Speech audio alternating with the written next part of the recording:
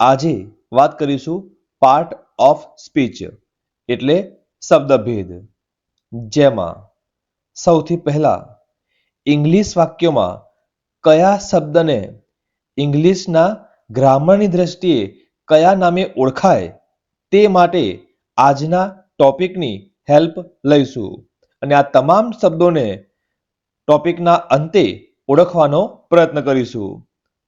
તો શરૂ કરીએ. What is part of speech એટલે કે શબ્દભેદ. વાક્ય શબ્દોનું બનેલું હોય છે. આ શબ્દોને તેના કાર્યો અને લક્ષણોને ધ્યાને લઈને 8 ભાગમાં વહેંચી શકાય, જેને શબ્દભેદ કહેવાય. નંબર 1, નાઉન એટલે કે નામ કે સંજ્ઞા. કોઈ વ્યક્તિ, વસ્તુ, સ્થળ કે ગુણ માટે વપરાતો શબ્દ, જેને નાઉન ગણીશું. આ અગાઉના લેક્ચરમાં નાઉન વિશે સંપૂર્ણ માહિતી મેળવી, જેના આધારે ઉદાહરણ main is an architect of is on life. આ વાક્યમાં કયા નાઉન છે? તો અહીંયા મેન અને લાઈફ, જેને નાઉન ગણીશું. બીજું ઉદાહરણ English is spoken all over the world. તો આ વાક્યમાં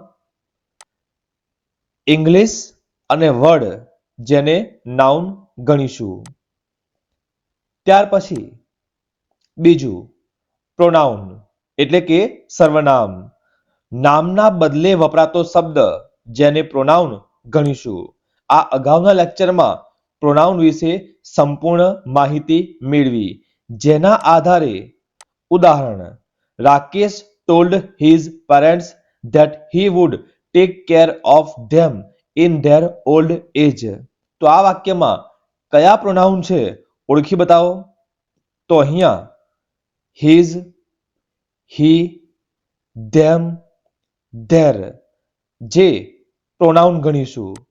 બીજું ઉદાહરણ લઈએ. Rupesh will try his best to help you.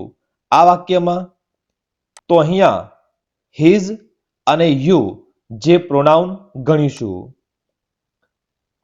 Number 3, adjective એટલે કે વિશેષણ. નામના અર્થમાં વધારો કરનાર શબ્દ, જેને એડજેક્ટિવ ગણીશું. ઉદાહરણ lazy people are mostly unhappy in life. તો સૌથી પહેલા આ વાક્યમાં નાઉન, તો પીપલ અને લાઈફ, જેને નાઉન ગણીશું. નામના અર્થમાં વધારો એટલે કે પીપલ લેઝી, આ જ રીતે લાઈફ અનહેપી. તો આ શબ્દોને નામના અર્થમાં વધારો કરનાર ગણીશું, જેને કહી શકાય એડજેક્ટિવ. ત્યાર પછી hardworking and sincere people always become successful in life. તો આ વાક્યમાં સૌથી પહેલા નાઉન, પીપલ અને લાઈફ, અને આ શબ્દોમાં વધારા કરનાર શબ્દો, જેને ગણીશું એડજેક્ટિવ, જેમાં હાર્ડવર્કિંગ એન્ડ સિન્સિયર અને સક્સેસફુલ, જેને એડજેક્ટિવ ગણીશું. નંબર 4, વર્બ એટલે કે ક્રિયાપદ. કર્તા શું કરે છે અને કઈ સ્થિતિમાં છે તે દર્શાવતા શબ્દોને વર્બ ગણીશું. જેમાં type 1 is, am, are, was, were, will, shall, have, has, had જેવા શબ્દો. ત્યાર પછી ટાઈપ 2 ગુજરાતી ઉચ્ચારમાં પાછળ વુ શબ્દ આવતો હોય તેને પણ વર્બ ગણીશું. જેમ કે રીડ વાંચવું, વોક ચાલવું, ડ્રાઈવ ગાડી ચલાવવી, ડાન્સ નાચવું, રાઇટ લખવું, સિંગ ગાવું વગેરે. તો આ બે પ્રકારના શબ્દોને વર્બ તરીકે ઓળખાવીશું. ઉદાહરણ હની ઇઝ સ્વીટ. તો અહીંયા ઇઝ. ત્યાર પછી the sun rises in the East. અહીંયા રાઇઝ એટલે કે ઉગવું. તો જે શબ્દોને વર્બ ગણીશું. નંબર 5, એડવર્બ એટલે કે ક્રિયા વિશેષણ. ક્રિયાપદના અર્થમાં વધારો કરનાર શબ્દ, જેને એડવર્બ ગણીશું. તો અહીંયા ઉદાહરણ વોક કેરફુલી. તો સૌથી પહેલા ક્રિયાપદ એટલે કે વર્બ, અને વર્બ મતલબ આ વાક્યમાં વોક એટલે કે ચાલવું, જેને ગણીશું વર્બ, અને વર્બના અર્થમાં વધારો એટલે કે કેરફુલી, જેને ગણીશું adverb.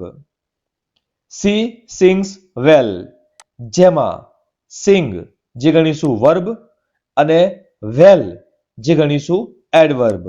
she is very beautiful, તો અહીંયા બ્યુટીફુલ સુંદર દેખાવું, જેના અર્થમાં વધારો એટલે વેરી, તો અહીંયા વેરીને એડવર્બ ગણીશું.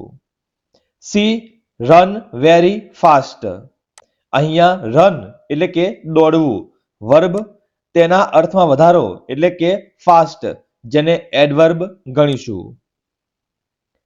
નંબર 6 કંજક્શન એટલે કે સંયોજક.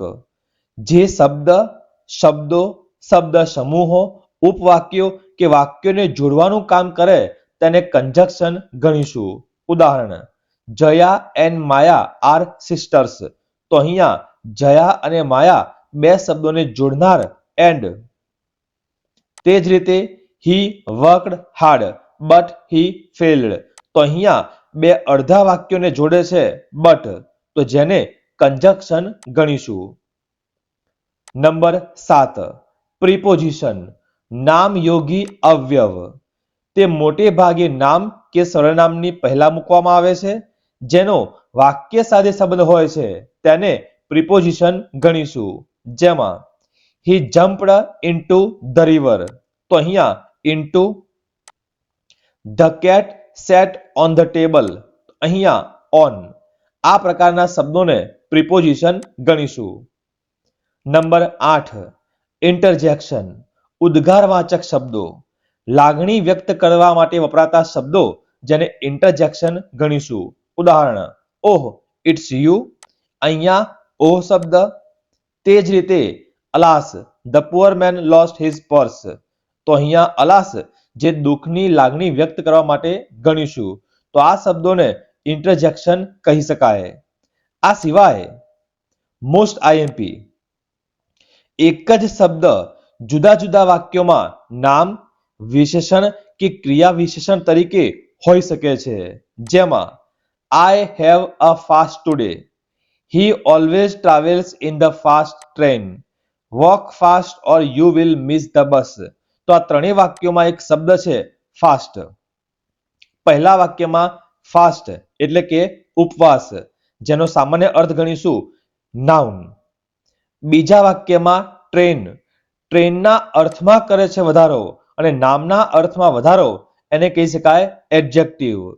ત્યાર પછી ફાસ્ટ જે વોક સાથે છે, વોક એટલે ચાલવું, મતલબ ક્રિયાપદના અર્થમાં વધારો એટલે કે એડવર્બ. તો આ પ્રકારે એક જ શબ્દ અલગ અલગ વાક્યોમાં અલગ અલગ નામે ઓળખાવી શકાય છે. અને અંતે અગાઉ જોયેલ તમામ શબ્દોને ઓળખવાનો પ્રયત્ન કરીશું. જેમાં ધ આર્ટિકલ જે આગળ જતા શીખીશું.